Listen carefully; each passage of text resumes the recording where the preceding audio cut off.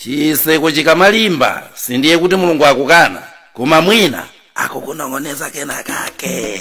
M'dzina la Atate ndi la Mwana ndi la Mzimu Woyera, amen. Chaulere cha Ambuye athu Yesu Khristu, chifundo cha Mulungu Atate komanso mphatso za Mulungu Mzimu Woyera zikhale nanu abale. Pano ndi pa Word Made Flesh, pamene timakumana ndi kugawana mawu a Mulungu ndi kuwapondesa doti. N'cholinga choona kuti mawu aja agwire ntchito practically m'moyo mwathu. Mawu a Mulungu si zinthu zongokamba, si zinthu zongosangalatsa ubongo wathu, ndi zinthu zotipasa ife chitukuko cha moyo wathu wathupi komanso moyo wathu wa mzimu. N'chifukwa chake mawu amenewa amaponda pena paliponse.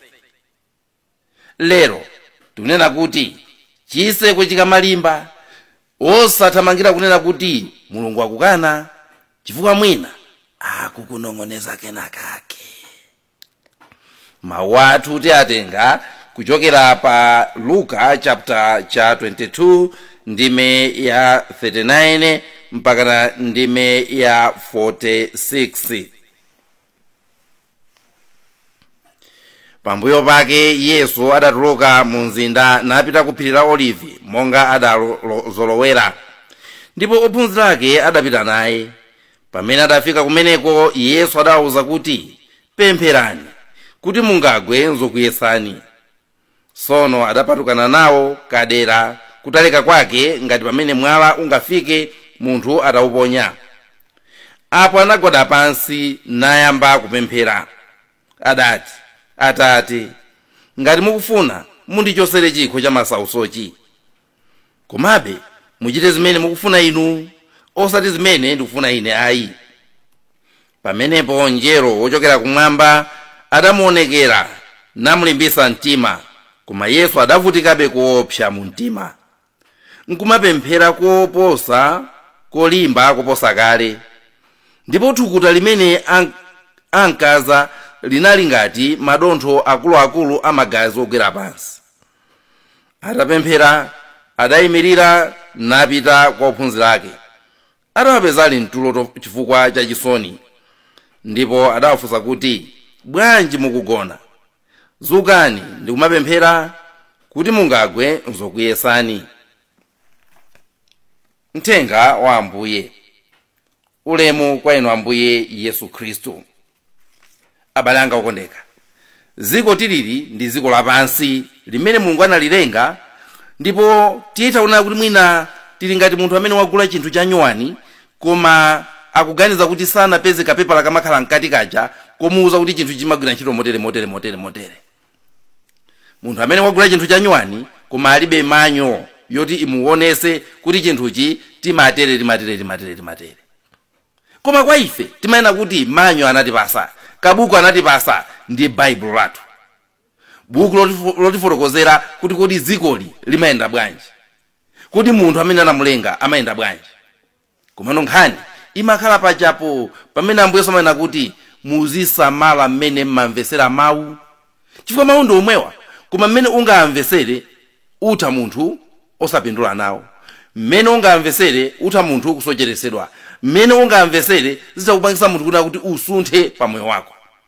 Pano pa Word Made Flesh tikamawerenga mawu a Mulungu timawerenga ndi cholinga chomwe chija chimene Ambuye Yesu anabwerera: apulumuse dziko lapansi, atukule mtundu wa anthu, abwerese chitukuko moyo mwa anthu, monga Atate alowera mtima nawo akhale oyera mtima, monga Atate akumwamba ali amphamvu zonse ali abwino, ifenso tikhale anthu abwino. N'chifukwa chake tikunena kuti leroli tifuna tisinkhesinkhe pa mawu amenewa, pa mutu umene ona kuti chitseko chikamalimba sindiye kuti Mulungu akukana. Inuyo mukuziwa kuti anthufe kawirikawiri timafunisisa kuziwa kufuna kwa Mulungu. Kodi pa zimene zikundichitikirazi Mulungu akufuna chani? Kodi pa zimene zikupangika moyo mwanga Mulungu akufuna chani? Kodi apapa Mulungu akuti ndipange bwanji? Kaya uli mbanja, kaya uli kuntchito, kaya uli kuchalichi, imabwera nthawi imene umayena kuti apapa Ambuye mukanangobwera ndikundiwuzira ansala. Chifukwa chani mukubisa nkhope yanu? Chifukwa chani mukubisala? Tandiwuzeni chonena kupanga apa. Kaya ufuna kuti ukwatiwe ndi upapeza kuti uli ndi machoice kandi awiri kandi atatu, Ambuye kuli uyo, Ambuye pamene pandisankhe ndani? Kumuona wina yofasa koma pena pache sizi kuyenda yayi. Kumuona wina ochenjeresesa koma very caring husband. Kumuona wina iye aoneka ngati wamwano koma ulipikira ntchito. Ambuye ndisankhe uti. Umangofuna kuti Mulungu akuonesere, Mulungu akuze kufuna kwake. Timapemphera nthawi zonse. Pamene tikupita ku chisankho. Ambuye taoneni pali makandidate 4 apa, 5, 6. Tangotiuzani kuti tisankhe uti. Ndi timapemphera. Nthawi zina natisankha zolongosoka, nthawi zina natisankha mavuto. Koma timafuna kuti Mulungu atiunikire. Kawiri timagwiritsa ntchito chani kuti tiziwe kufuna kwa Mulungu. Choyamba, anthu ife timagwiritsa ntchito mawu amene Mulungu akutiululira yekha kuti tiziwe kufuna kwake. Ena kayatenga kandi maloto, monga mmene Mulungu anamuululira Yosefe kuti iyayi mkazi amene iye ali ndi pakati osati chifukwa cha kuti anali kamberembere koma chifukwa cha mphamvu za Mzimu Woyera. Mulungu amatha kukuululira kandi ku maloto kandi m'masomphenya. Ndi mmene timaziwira kufuna kwa Mulungu. Choyamba ndi chimenecho. Kufuna kwa Mulungu nthawi zina timakusakasaka m'mawu ake oyera, m'malemba oyera, m'Baibulo. Ndi mmene muli kufuna kwake kwa Mulungu. Timasakasaka kuti kodi Mulungu afuna chani moyo mwanga, ndi umakawerenga Baibulo ndikuza kuti Mulungu akutere. Timasakasakanso kufuna kwa Mulungu kuzera mwa akuluakulu athu komanso kuzera mu mpingo wathu. Nchifukwa chake timanena kuti ine ndimvera, monga Ecclesia Katolika amvera. Ndiye mpingo ukayankhula, ifenso timanena kuti apa ndi Mulungu akutiyankhula. Ndi Mulungu mwini wake chifukwa chona kuti mpingo huu ndi thupi lake la Yesu Khristu. Mpingo huu ndi mkazi wake wa Yesu Khristu, ndi banja lake. Pa chifukwa chimenecho ndi thupi limodzi ndi Yesu Khristu mwini wake. Mpingo ukayankhula, timanena kuti Yesu Khristu mwini wake wayankhulanso. Ndi mmene timasakirasakira kufuna kwa Mulungu moyo mwathu. Komano nthawi zina tikakhala, mundivomereza abale muli apa, kuti anthu fe timasakasaka bwanji kuti ichi ndimene Mulungu akufuna. Timayembekezera kuti chimene Mulungu akufuna chiyende miya. Ndimene timakhalira. Timafuna kuti njira imene ili ya Mulungu iyende miya. Ndipo kawiri tikaona kuti njira imene tikuyenda ili ndi mabampu, timafika poyima. Kuna kuti mwina sikufuna kwa Mulungu. Mwina sikufuna kwa Mulungu. Ndipo alipo anthu amene asiyapo ntchito chifukwa chona kuti anaona kuti ntchito ija ikukanika, atauka kuti Mulungu sakufuna. Mulungu sakufuna.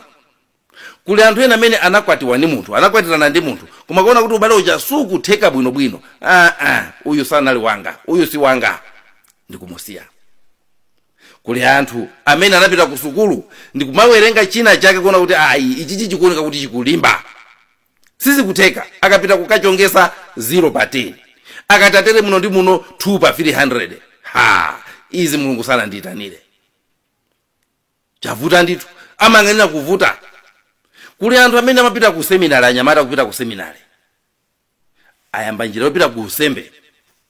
Akangona pena pake pavuta, pena pake okhala ngati kuti afuna achose, iyi si njira yanga, iyi si njira yanga, iyi si njira yanga. Akangomva thupi mwaning'ina pang'ono, iyi si njira yanga, si njira yanga. Ndayo mwe kusiya. Ati kupita ku chimene thupira uli kuyitanira, chimene thupira uli kuyitanira. Kukakwatira kwa iwo amatenga kuti ichi chikungoenda miya, apita akamfusire wina avomera, akamfusire uyo avomera, chikungoenda miya. Mulungu anandiyitanira kuukwati. Lero ndikunena kuti Chitseko chikamalimba sindiye kuti Mulungu akukana, koma chilipo chimene akukunong'oneza. Chilipo chimene akukunong'oneza. Banja likamavuta sindiye kuti ameneyo si wako. Chilipo chimene Mulungu akukunong'oneza. Zinthu zikamavuta sindiye kuti si njira yako. Chilipo chimene Mulungu akukunong'oneza. Sukulu ikamavuta sindiye kuti simbali yako. Koma chilipo chimene Mulungu akukunong'oneza. Tikamakhala pa moyo wathu asiku ndi siku, Chitseko chikamalimba tisathamange ndi kunena kuti ndiye kuti Mulungu safuna. Apa pa Mulungu akundikaniza. inu ndine tinziwe Mulungu. Tinziwe Mulungu wathu kuti amapanga za mtundu chani. Mukatenga mawu amene tawerengaja, Ambuye Yesu amapita kuti akapulumutse mtundu wa anthu. Komano akuona kuti chinthu chija chayamba kuthina mu mtimamo.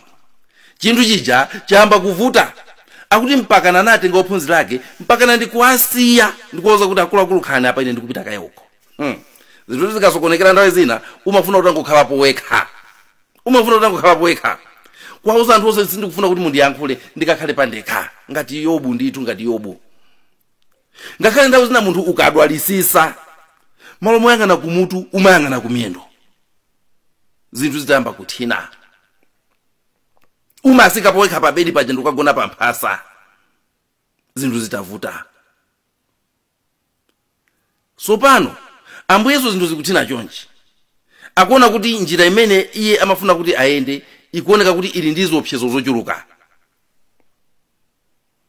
Phunziro limene ndafuna inu kuti mutengepo ndi pemphero limene akuti Ambuye Yesu anapanga, Ambuye mundichosere chikho ichi. Zitathina mundichosere chikho ichi. Akuti mpaka Ambuye Yesu anayamba kutuluka thukuta lija lumati kumatuluka ndikumadontha do ndikumaoneka kuti thukuta lija likuoneka ngati lasakangirana ndi magazi. Sunza kuti munthu uyi ali pa mavuto opsa. Ali pa mavuto opsa. Mtima wake ukupopa mwazi koopsa, ngakhale maganizo ake akugwira ntchito molimbika. Ambuye Yesu chimene akupempha iye tsopano sikuti abwerere. Ayi. Mbali imene akunena kuti chikho chimene chindipitirire, akufuna kutionesa kufoka kwa munthu wathu pamene tikumana ndi chovuta. Afuna kutionesa kufoka kwa munthu wathu pa ulendo umene Mulungu watituma. Afuna kutionesa kufuna kubwerera mbuyo kwathu pa ulendo umene Mulungu watuza kuti yenda ulendo. Inuyo ndine tikayamba ulendo umene Mulungu watituma, tiziwa kuti pena pake tikajama. Pena pake tikakumana ndi china chake. Pena pake zinthu zikaoneka ngati sizikuyenda. Ukumena kuti Ambuye kodi njira yake ndiyo mweidi. Kodi ndiyo mwei. Zimachitika nthawi zinache munthu ukuyenda kupeza kuti njira umayenda ija yangokhala ngati yazimirira. Ndio mafuso ina abale kapena ndasochera ndio akuza Mungu pochola njiremu ukoko mukaona yafumbulaso bwino njira. Chitseko chikamalimba osathamanga kunena kuti Mulungu akukana. Ukufuna usegule fanta wako umwe kuona kuti chitsekero cha chikulimba amuna Mulungu sakufuna kuti ndimwe fanta lero. Koma mwina ndikangumwa kachaso. Ngati kachaso mwafuna ikangumwa ni kachaso anuyo. Koma chitseko chikalimba sindiye kuti Mulungu akukana. Mutenge nkhani ya chuma chobisika imene Ambuye Yesu ananena kuti ufumu wakumwamba uli ngati chuma chobisika chimene Mulungu amachibisa ndipo munthu akachipeza amakagulisa zake zonse ndipo amakachigula chuma chicha. Mawu amene achafuna kutionesa kuti chuma cha Mulungu samachika poyera. Chuma cha Mulungu sichikhala poyera, chuma cha Mulungu amachibisa. Ndiye inu ndikufuseni. Pamene mungasunge inu 100 kwacha, ndipo pamene mungasunge inu 3 million kwacha, ndipo fanana. Kodi pamene mungakumbule zolimba ndiye pati. Mundivomereza ndithu kuti 3 million ulolera ndithu ngakale kuyikumbira pansi. Ndikuyikwirira kutenga miyala pompo. Koma wani hands utanguyika nkope. Utanguyika nkope. Kufuna kunena kuti chuma cha Mulungu chimene chili chuma chachikulu amakachibisa patali. Amakachibisa patali. Pachifukwa chimenecho ukakumana ndi mwikwingwirima. Mwina sikuti Mulungu akukaniza koma akukunong'oneza. Akukunong'oneza kuti phanga apa mpamene ndasunga chuma changa chatenga patali. Apa mpamene ndasunga chuma changa chatenga patali. Banja likamavuta sindiye kuti amene usu wako Koma Mulungu akukuza kuti chuma chimene chili mwa uyu uzachinjiwa pokhapokhapo ngati uli munthu wakhama, uli munthu olimba mtima, uli munthu wachikondi choposera. Ndizija chisanzo chabwino make Augustino Monica. Kodi akanakhala kuti ndi munthu wofoka, munthu obwerera mbuyo kuti apa pamene mwananga yakukhalira ndiye kuti Mulungu akukana. Amene mamunanga yalira apa ndiye kuti Mulungu akukana. Chikanachitika njani? Sikanakhala ndi bishop ochedwa Augustino. sikanakhala ndi oyera ochedwa Augustino, ndipo Monica amweyo sakanakhala oyera. Chitseko chikapanga zimbiri, chitseko chikamalimba, osathamanga kunena kuti Mulungu akukana. Sukulu ikuvuta, sindiye kuti subject imene simbali yanga ayi simbali yanga, mwina zangokhala kuti wasemphanisa mawaya pena pake, wasemphanisa mawaya pena pake. Mwina zangokhala kunena kuti background yako ku standard 1 kumene unayambira suna kumanenda aphunzitsa bwino, koma sizitanthauza kunena kuti lero utati wachirimika sukhoza. Osathamanga, osafulumira kunena kuti Mulungu apapa kukhala ngati safuna. Chuma cha Mulungu chimakhala chobisika, ndipo chuma cha mtengo patali amakichibisa patali. Mulungu akukuyitana ukaona chinthu chikuvuta. Chimene ndikufuna ine kunena pano chimenechi kuti Akhristu ambiri tataya mwayi m'dzina la Chikhristu. Chikhristu chathu chimatifola, chimatipangisa kukhala anthu amene we are too innocent. Chimatipangisa kukhala anthu amene tikutengera zinthu moyo very easy, kumatenga moyo ngati kuti moyo mbali ili Mulungu ndiye kuti ndi mbali yosesereka. Ayi, Mulungu ndo ali kumwamba. Mulungu sali kuchigwa kunsinje. Tipoti Mulungu ali kumwamba. Ndipo aliyense ofuna kupita kumwambako akwere apite kumwambako. Simana kuti uguburuke ukampeze Mulungu mmazi. Mulungu ali kumwamba. Ndiye kuti Akhristu ambiri amene m'dzina la Chikhristu cholakwika ataya mwayi, asiya mwayi umene Mulungu anapasa, achisiya chinthu chimene Mulungu anapasa pomaganiza kuti Mulungu safuna nacho. Kumaganiza kuti Mulungu safuna nacho. Ndafuna kuti lero inu ndine tichirimike, tikaona khomo loseka Ambuye ananena kuti gogoda, gogoda, ndipo azakusegulira. Anapereka fanizo lake, ugogode. Palibe pamene Ambuye anaruza kuti moyo ndi ophweka. Palibe pamene Ambuye anaruza kuti mukakhala mbali yanga ndi kuti muli pansese. Ayi, anakuti aliyense ndisata ine asenze mtanda wake azindisata. Inu mama amene chasimamva, mama amene chasimamva. Nanga chifukwa chani lero mukangokumana ndi kakhoma kena kake, Mulungu safuna, Mulungu sanandilembere, simbali yanga. Mulungu wake uti, Mulungu wake uti.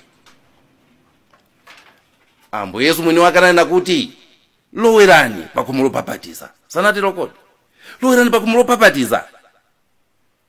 Ndipo yeye mwe ananena kuti amene azalimbike mpaka kumapeto ndi amene azapulumuke. Mene ankauza anthu kuti azakuphani, azakuchitani chipongwe, azakupangani chakuti akazakuzunzani mzinda uwu, thawirani mzinda winawo.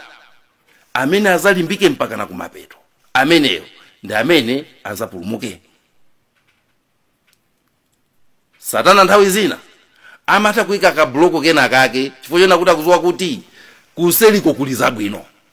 Ndi amata kuyima njira ndikumapanga makani pamene paja ndikumakusekera zitseko. Iwe poona zimene zoti ndi Mulungu akuseka, osazowa kuti ndi Satana mwina amene akusekera zitsekozo.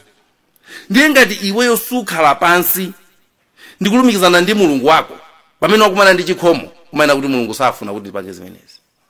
Ayi, Chikhristu chimene chocho ayi, Chikhristu chimene chocho ayi. Mukumbukire mu Genesis mtengo opasa moyo Mulungu anapanga nawo bwanji.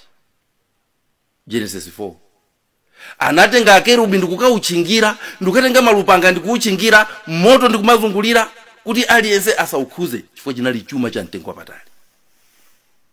Mukazaona chitseko chikulimba, Mulungu akunong'onezani kuti mphanga umo ndi muli chuma cha mtengo wapatali. Koma sindikufuna kuti ndinene kuti nthawi zonse chikakhala kuti chinthu chikulimba ndiye kuti pali cha mtengo wapatali. Chimene ndikufuna kunena ine pano nchona kuti chitseko chikalimba Mulungu akukuza kuti tayima pambali kaye, undiyitane, upemphere, ulumikizane nani. Undifunse kunena kuti kodi Ambuye apapa nditani. Ndipo ndi mphamvu zako zonse upitirire. Onani Ambuye Yesu atalilalira kuti Ambuye mundichotse chikho ichi, akuti anatani anakapemphera. Ndipo anawuza ophunzira ake mukhale apa muzipemphera. Pa nthawi imene khomo lako lasekeka, osathamangira kunena kuti Mulungu safuna, koma uthamangire pamene umapemphera iwe. Gwada pansi pa maondo ako, manja ako nditu kumwamba kwa Mulungu, umpemphe iye amene anakulenga kuti akuunikire mu mdima uliwemo, komanso akupase khama loboleza zimene ukufuna, zimene Mulungu mwini wake amafuna.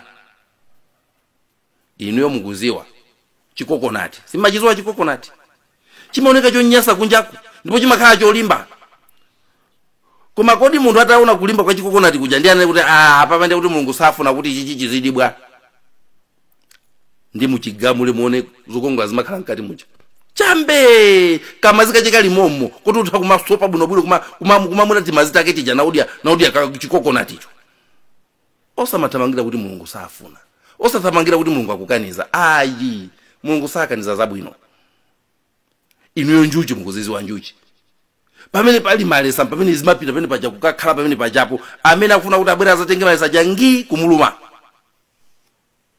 Ukaene kuti Mulungu akukaniza malesa, ayi, Mulungu sakukaniza malesa. Koma kukuza kuti mphanga apa pali zokoma, takonzeka bwinobwino uzipeze zimenezi. Nonse amene muli mabanja amene akuvuta, osathamanga kuthamangira ku khoti kana kuti papa Mulungu sana nditembere mamuna amene, Mulungu sana nditembere mkazi amene. Amana kuti nguluwe inalira sampha utaninga. Muzadaba kuti chongonsiya amene ujayo nzanu kubwera kuzango kutenga bomweta mweta kumakasangalala naye uko. Inu kumaona ngati Mulungu amakudani, komayi anakunong'onezani koma simunamve, anakunong'onezani koma simunamve. Chuma cha Mulungu sachibisa pantetete, ayi, sachibisa pantetete. Amafuna kuti yekhayo amene ali olimba ate kuchipeza. Kuli anthu amene ntchito yawo kuti aimve kukomesesa akuyenera kuti alimbike, ndipo ntchito imene palibe amene angayipeze kupatula amene ali olimbika. Inu muzingomva chimene Mulungu akuwuzani, limbika mphanga. Tipemphere. Mulungu amphamvu zonse, mwana wanu Yesu Khristu, ngakhale zotchinga zinalipo zambiri, anayenda ndi mtima wonse kupita ku Yerusalemu kukapulumutsa mtundu wa anthu. Analowa mpaka na m'manda, ndipo mkucha wake anauka kwa akufa. Tipaseni kulimba mtima, tisaope pamene njira yathu ikuoneka ngati kuti yachita zimbiri, pamene njira yathu ikuoneka ngati kuti ikuvuta yachuluka mabambo. Tisathamange kunena kuti Ambuye simufuna, koma ndikhama ndi mapemphero tithe kusakasaka kufuna kwanu, ndipo tichite zimene inu mumatilamula. Tupempha zonsezi m'dzina la Yesu Khristu yemweyo Ambuye athu, amen. Ndakuthokozani abale, tiyeni tisakumane tsiku lina. Munali ndine Elizeyo bambo Nthalika. M'dzina la Atate ndi la Mwana ndi la Mzimu Woyera, amen.